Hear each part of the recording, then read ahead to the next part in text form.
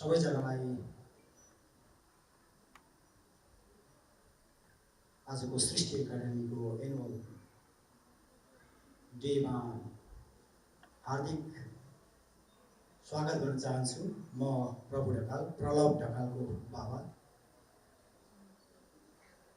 यहाँहरू सम्पूर्ण अभिभावकज्यूहरू, टिचर्स अनि फ्युचर बोकेका हाम्रा प्यारा स्टुडेन्ट्सहरू,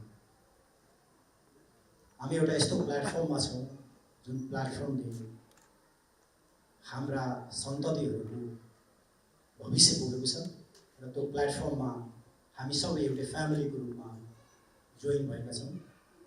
आज हामी सृष्टि एकाडेमीको यो एनुअल डेमा रिफ्लेक्सन गरेका केही भ्युजहरूबाट प्रफुल्लित भएका छौँ।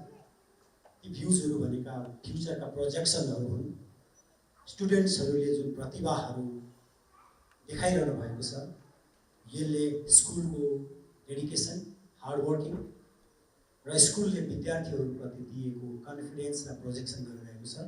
यस मानेमा on behalf of all parents, म लगायत हामी सबै ढुक्क छौँ, खुसी छौँ र आनन्दित छौँ भन्ने अनुभूति भएको छ। इन्टरनेसनल किन्डरगार्टन हुँदै गर्दाखेरि 2009 देखि म इन्टरनेसनल किन्डरगार्टनमा मेरो छोरीलाई इनरोलमेन्ट गरेदेखि इन्भल्भ छु। यतिका लामो वर्षसम्म सृष्टि एकाडेमी नियर फ्युचरमा क्लास 10 हुँदै एसईको फेस गर्न गइरहेको छ। यो सबै कुरा चाहिँ सृष्टि एकाडेमी, स्पेसली भन्नुपर्दा very good and perfect leadership बानी म्याम, उहाँहरूको डेडिकेसनले गर्दा अहिले यो अचिभमेन्टमा उहाँहरू पुग्नु भएको छ। यसमा हामी सबैको अभिभावकत्व, स्टुडेन्टहरूको हार्डवर्किङ, त्यसमा पनि टिचर्सहरूको डेडिकेसनले यो अचिभमेन्ट प्राप्त भइरहेको छ। एक दुईवटा कुराहरू हामीले म आफूले अनुभूति गरेको, जब मैले स्कुलमा पढाइएका कुराहरूलाई सेल्फ प्रोजेक्सन गर्न सक्छ कि सक्दैन मेरो बच्चाले भनेर मैले प्रलभलाई हिजो बेलुका मात्र एउटा सानो टेस्ट गरेको थिएँ।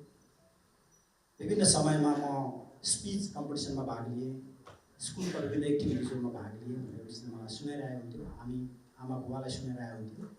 हिजो बेलुका हाम्रो सानो फ्यामिली गेट टुगेदरमा, बाबु if you are really good in speech अनि तिमीमा कन्फिडेन्स छ भने तिमीले स्कुलमा सिकेको कुराहरूलाई ट्राई टु प्रोजेक्ट हियर भन्यौँ हामीले।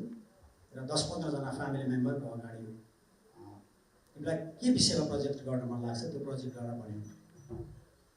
प्रलभले कन्फिडेन्सको साथ अगाडि उभिएर रसिया र युक्रेनको वार र त्यसबाट इकोनोमीमा पर्ने इम्प्याक्टको बारेमा उसले 3 मिनटको प्रस्तुति गर्यो। That was fabulous and that was very great achievement. यसबाट पनि हामीले के बुझ्नु पऱ्यो भने हाम्रो बच्चाहरू सृष्टि एकाडेमीमा इन्टरनली कन्फिडेन्स डेभलप गरिरहेका छन्, नलेज स्किल्सहरू अचिभ गरिरहेका छन्, डिसिप्लिनका कुराहरू र इन्टरनल ग्रोनअपका कुराहरूलाई स्कुल एडमिनिस्ट्रेसनले, स्कुल लिडरसिपले गहिरोसँग हेरेको छ भन्ने मैले र हाम्रो फ्यामिलीले अनुभूति गरेका छौँ। त्यसकारण we are grateful to Srishti academy. I hope all we parents, we are grateful to Srishti Academy having such a dedicated, hardworking school for our kids.